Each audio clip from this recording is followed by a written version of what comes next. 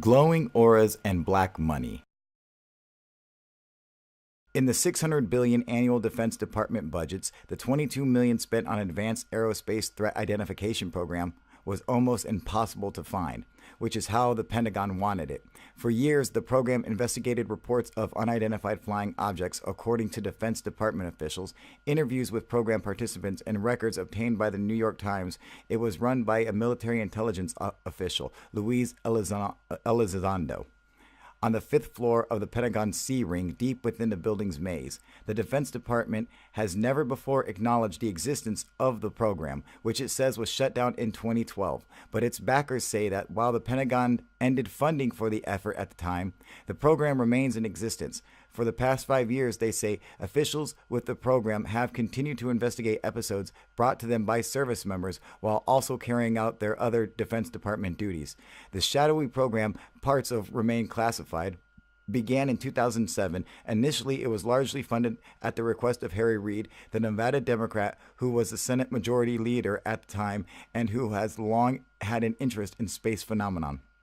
Most of the money went to an aerospace research company run by billionaire entrepreneur and longtime friend of Mr. Reid, Robert Bigelow, who is currently working with NASA to produce expandable craft for humans to use in space. On CBS's 60 Minutes in May, Mr. Bigelow said he was absolutely convinced that aliens exist and that the UFOs have visited Earth. Working with Mr. Bigelow, Las Vegas-based company, the program produced documents that described sightings of aircraft that seemed to move at very high velocities with no visible signs of propulsion or that hovered with no apparent means of lift. Officials with the program have also studied videos of encounters between unknown objects and American military aircraft, including one released in August of a whitish oval object about the size of a commercial plane chased by two Navy F-18 fighter jets from the aircraft Nimitz off the coast of San Diego in 2004. Mr. Reid, who retired from Congress this year, said that he was proud of the program. "I'm not embarrassed or ashamed or sorry. I got this thing going," Mr. Reid said in a recent interview in Nevada. "I think it's one of the good things I did in my congressional service. I've done something that no one has done before." Two other former senators and top members of Defense Spending Subcommittee, Ted Stevens and Alaska Republican Daniel K. Inuit, a Hawaii Democrat, also supported the program. Mr. Stevens died in 2010 and Mr. Inuit in 2012. While not addressing the merits of the program, Sarah Seeger, an astrophysicist at MIT, cautioned that not knowing the origin of an object does not mean that it is from another planet or galaxy. When people claim to observe truly unusual phenomenon, sometimes it's worth investigating seriously, she said, but she added, what people sometimes don't get about science is that we often have phenomena that remain unexplained. James Orberg, a former NASA Space Shuttle engineer and author of 10 books on spaceflight who often debunks UFO sightings, was doubtful there are plenty of prosaic events and human perceptual traits that can account for these stories. Mr. Orberg said, lots of people are active in the air and don't want others to know about it. They are happy to lurk unrecognized in the noise or even to stir up as camouflage. Still, Mr. Orberg said that he welcomed research and there could well be a pearl there. He said, in response to questions from the Times, Pentagon officials this month acknowledged the existence of the program, which began as part of a defense intelligence agency. Officials insisted that the effort had ended after 5 years in 2012. It was determined that there was other higher priority issues that merited funding, and it was best interest of the D.O.D. to make a change, a Pentagon spokesman, Thomas Croson, said in an email referring to the Department of Defense. But Mr. Elizondo said that the only thing that ended was the effort's government funding, which dried up in 2012. From then on, Mr. Elizondo said in an interview, he worked with officials from Navy and the CIA. He continued to work out of his Pentagon office until this past October, when he resigned to protest what he characterized as excessive secrecy and internal opposition. Why aren't we spending more time and effort on this issue? Mr. Elizondo wrote in a resignation letter to Defense Secretary Jim Mattis. Mr. Elizondo said that the effort continued and that he had a successor whom he declined to name. UFOs have been reportedly investigated over the decades in the United States, including by American military. In 1947, the Air Force began a series of studies that investigated more than 12,000 claimed UFO sightings before it was officially ended in 1969.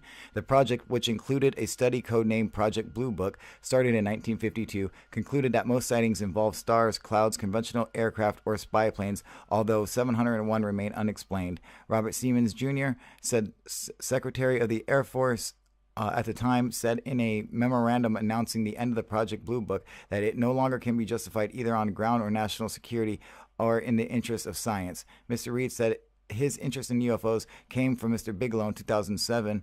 Mr. Reed said in an interview, Mr. Bigelow told him that an official with the Defense Intelligence Agency had approached him wanting to visit Mr. Bigelow's ranch in Utah, where he conducted research. Mr. Reed said that he met with the agency officials shortly after his meeting with Robert Bigelow and learned that they wanted to start a research program on UFOs. Mr. Reed then summoned Mr. Stevens and Mr. Inouye to a secure room in the Capitol. I talked to John Glenn, a number of years before, Mr. Reed said, referring to the astronaut, former senator from Ohio, who died in 2016. Mr. Glenn, Mr. Reed said had told him that he thought that the federal government should be looking seriously into UFOs and should be talking to military service members, particularly pilots who reported seeing aircraft they could not identify or explain. The sightings were not often reported up the military's chain of command, Mr. Reed said, because service members were afraid they would be laughed at or stigmatized. The meeting with Mr. Stevens and Mr. Inouye, Mr. Reed said, was one of the easiest meetings I ever had. He added, Ted Stevens said, I had been waiting to do this since I was in the Air Force. The Alaska Senator had been a pilot in the Army's Air Force flying transport missions over China during World War II.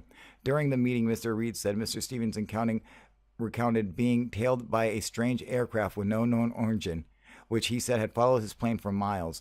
None of the three senators wanted public debate on the Senate floor about the funding for the program, Mr. Reed said. This was so-called black money. He said Mr. Stevens knows about it, Inouye knows about it, but that was it, and that's how we wanted it. Mr. Reed was referring to the Pentagon budget for classified programs. Contracts obtained by the Times show a congressional appropriation of just under $22 million beginning in late 2008 through 2011. The money was used for management of the program, research, and assessments of threats posed by these objects.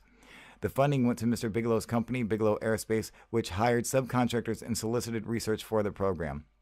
Under Mr. Bigelow's direction, the company modified buildings in Las Vegas for the storage of metal alloys and other materials that Mr. Elizondo and program contractors said had been recovered from unidentified aerial phenomenon. Researchers also studied people who said they had experienced physical effects from encounters with the objects and examined them for any physiological changes. In addition, researchers spoke to military service members who had reported sightings of strange craft.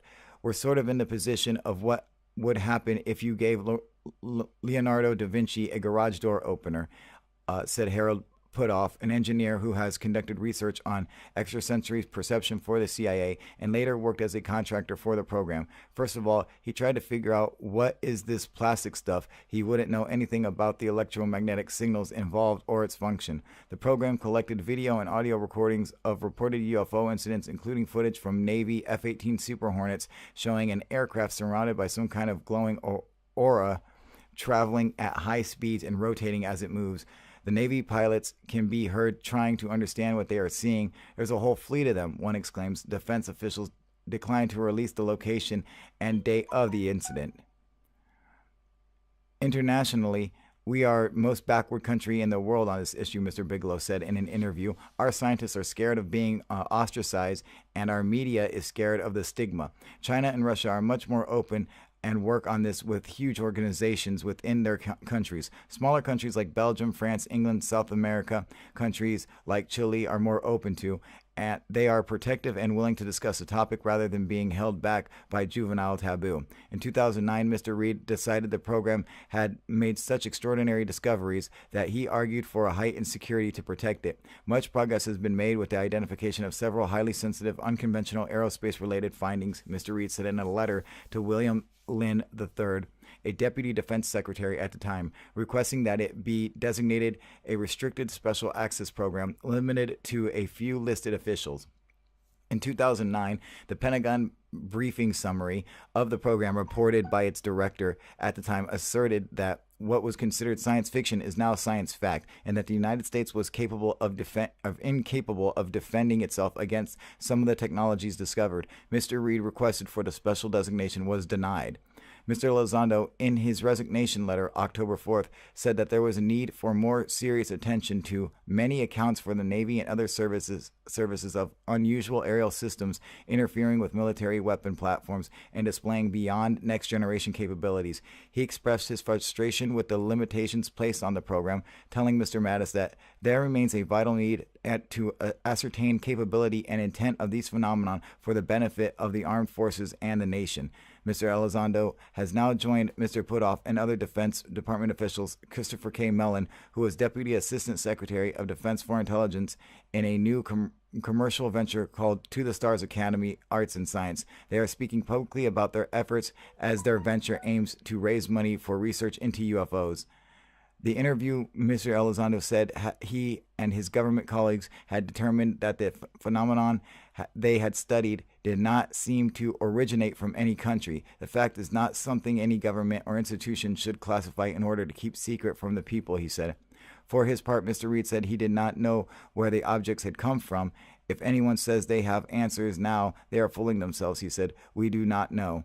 But he said, we have to start someplace. Wow, what an interesting article. I mean, basically, it appears that Tom DeLonge was being truthful. Let's take a look at this video. And what he was saying. And these are some big name guys. So, I mean, this is pretty a big deal. Let's get a look here at this video.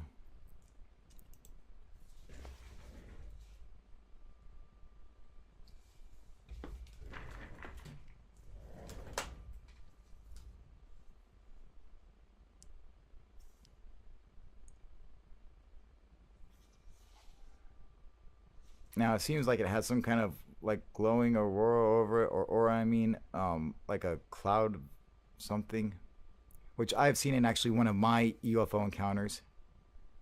So I know that does in fact happen. The video is really difficult to make out. Basically this is it. You just see a little coffee bean there on the screen. And that's about it. We can't even determine if it's flying, if it's what. It does appear to be at a certain altitude, though. But still, very, very little you get from this video. But still, I mean, this is very exciting.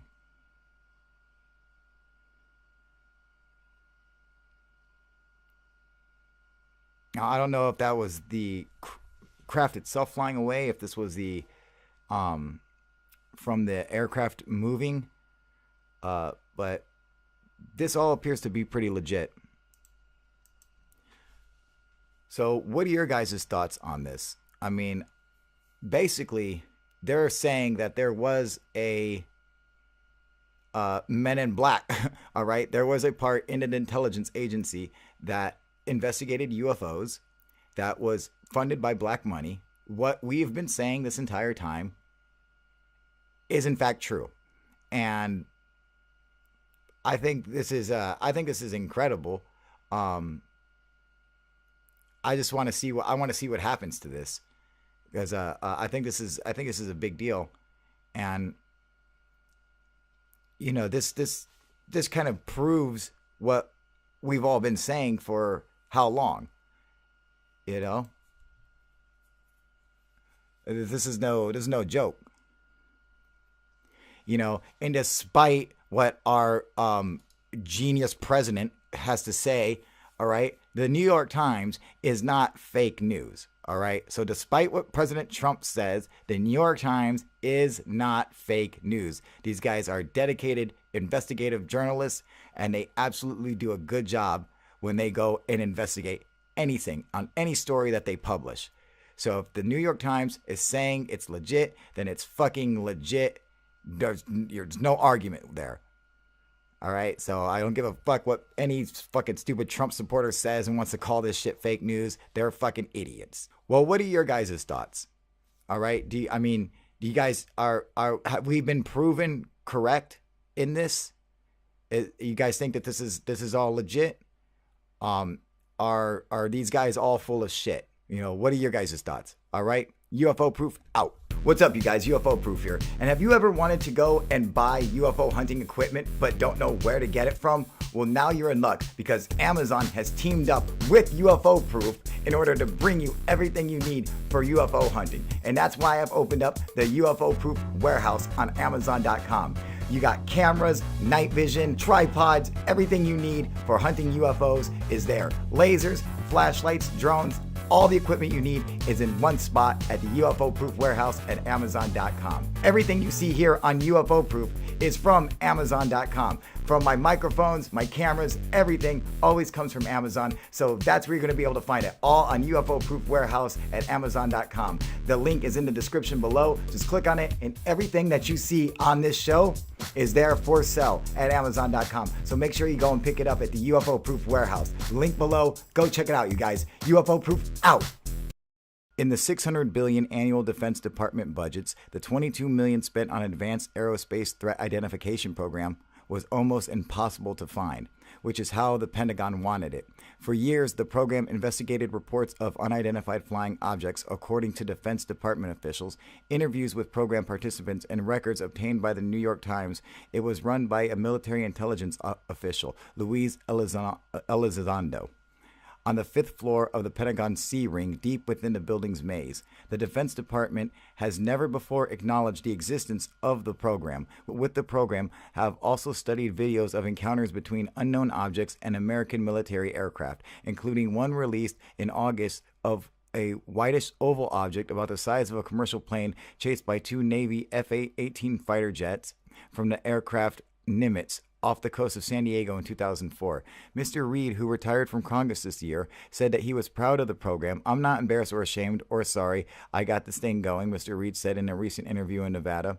"I think it's one of the good things I did in my congressional service. I've done something that no one has done before," which it says was shut down in 2012. But its backers say that while the Pentagon ended funding for the effort at the time, the program remains in existence. For the past 5 years, they say, officials with the program have continued to investigate episodes brought to them by service members while also carrying out their other Defense Department duties.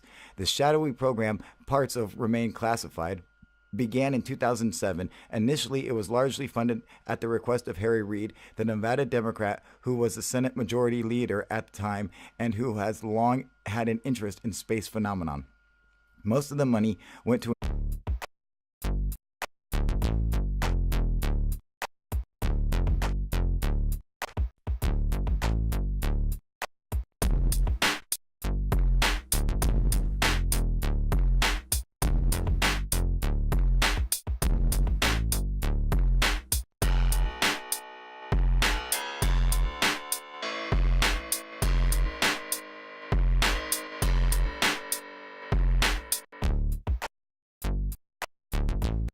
glowing auras and black money.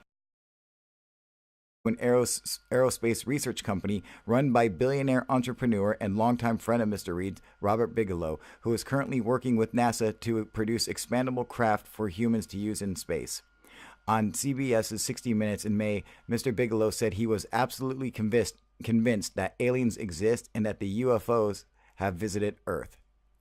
Working with Mr. Bigelow, Las Vegas-based company, the program produced documents that described sightings of aircraft that seemed to move at very high velocities with no visible signs of propulsion or that hovered with no apparent means of lift. Officials